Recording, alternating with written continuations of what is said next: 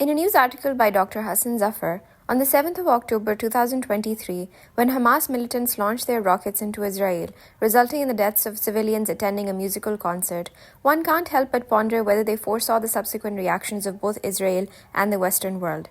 It would be unwise to assume that Hamas was unprepared for the events that unfolded. The United States dispatching warships to safeguard Israeli waters, the Israeli Air Force relentlessly targeting the densely populated Gaza Strip, housing 2.2 million civilians, and the widespread condemnation by the Western world for the loss of innocent Israeli lives, including women and children. But as the picture of a new world order unfolds, Hamas's actions may not appear so uncalculated. The countries previously perceived as anti-Islam or anti-Muslim due to their communist ideologies have recently displayed a more sympathetic attitude towards Muslims. A prime example of this is Russian President Vladimir Putin's visit to Jummah Mosque in Derbent in June in this year, following the desecration of Quran, accompanied by this condemnation of Western attitudes towards the sacred figures of Islam. Later in September, Putin inaugurated a grand mosque in Moscow, a country where obtaining copies of the Quran during the Soviet era was no easy feat. The shift is quite apparent. Even more astounding is North Korean leader Kim Jong-un's pro-Palestine statement, along with a forceful condemnation of Israel. The North Korean state-owned newspaper unequivocally held Israel's ceaseless criminal actions responsible for Hamas's actions. It further added that this clash was a result of Israel's constant criminal acts against the Palestinian people, and that the fundamental way out is to build an independent Palestinian state. Conversely, China has maintained fairly amicable relations with Muslim nations and more recently secured the support of Maldives, which has long been under Indian influence. In a previous article, Dr. Hassan discusses how a situation like this, which entangles a superpower such as the US on multiple fronts, has the potential of creating opportunities for other countries to settle old scores.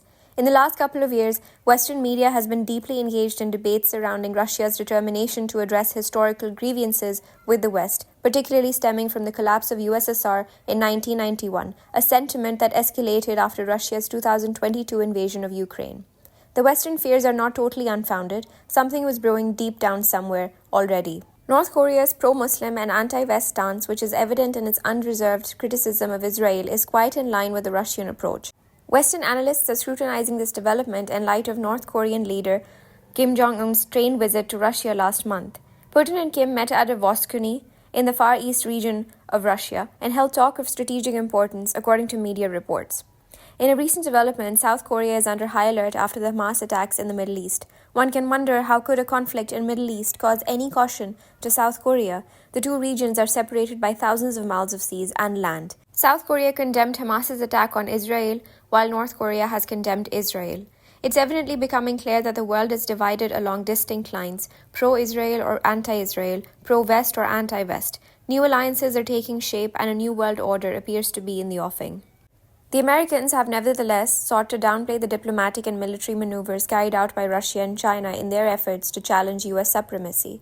Former U.S. Secretary of State Condoleezza Rice, in her discussion on the resurgence of conflicts among great powers, Russia, China, and the U.S., expressed concern about the erosion of global system introduced by the U.S. in various international institutions in the aftermath of 9/11.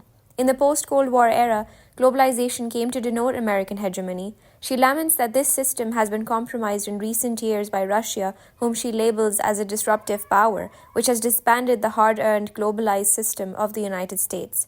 Her tone towards Russian and Chinese leaders is clearly disheartened, with no restraint in her criticism of the Russian president and his close aides in the government. Her choice of words for them is distinctly disparaging.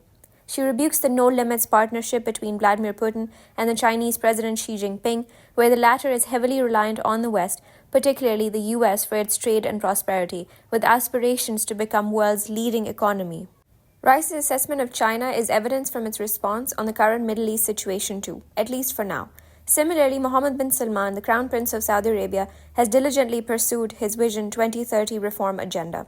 Envisioning this, MBS has shown a willingness to improve its relations with Israel. His ambitious city, Neom, is located in proximity to Israel on the Red Sea. However, one setback seems to have derailed many plans and perhaps many dreams. MBS quickly disposed of the possibility of forging diplomatic ties with Israel after the Hamas attacks, at least for the foreseeable future. He rather reached out to the Iranian president, Ibrahim Raisi, to find a way to end the war in his neighborhood. All this leaves us pondering, who is pulling the strings? Whosoever is orchestrating these events, it won't be long before it becomes evident. However, if no one is in control, and if we like to hold the belief that it all broke out as a natural reaction to the long-standing injustices and suffering endured by the Palestinians at the hands of Israel, then the world is at the mercy of the winds. We don't know where they blow or where they will stop.